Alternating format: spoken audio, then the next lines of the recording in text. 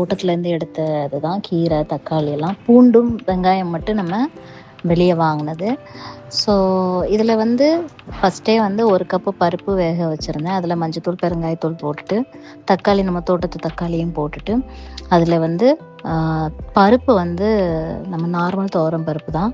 கீரையை வந்து அதில் போட்டுட்டு பருப்பு நல்லா வெந்தப்புறம், அதுக்கப்புறம் தடுக்கா வந்து கொஞ்சம் கடாயில் 1 டேபிள் ஸ்பூன் எண்ணெய் போட்டுட்டு, அதில் கடுகு, ஜீரகம், காஞ்ச மிளகாய் 1 போட்டுட்டு, பெருங்காயத்தூள் போட்டுட்டு, வெங்காயம், பூண்டு அது 2யுமே நல்லா கோல்டன் கலரில் ஃப்ரை பண்ணிவிட்டு, கருவேப்பிலை போட்டு இந்த கூட்டில் போட்டுடலாம். நல்லாயிருக்கும். ஸோ இந்த மாதிரி கண்டிப்பாக ட்ரை பண்ணி பாருங்கள். எப்படி இருந்ததுன்னு சொல்லுங்கள்.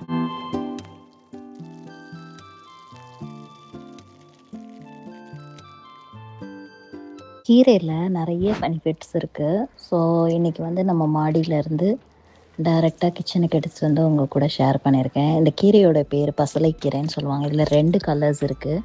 ஒன்று வந்து அந்த தண்டு பகுதி வந்து பிங்க் கலரில் இருக்கும், இன்னொன்று வந்து க்ரீன் கலரில் இருக்கும். ஸோ 2மே பசலை தான், ஆனால் 2 கலர்ஸ் இருக்கும். 2லேயுமே நிறைய ஹெல்த் பெனிஃபிட்ஸ் எல்லாம் இருக்குது. இந்த கீரை தான் இன்றைக்கி நம்ம சமைச்சிருக்கோம் வீட்டில். அதை தான் உங்கள் கூட ஷேர் பண்ணியிருக்கேன். வீடியோ எப்படி இருந்துன்னு சொல்லுங்கள். வீடியோ பிடிச்சிருந்தா like and share and support பண்ணுங்கள். தேங்க்யூ.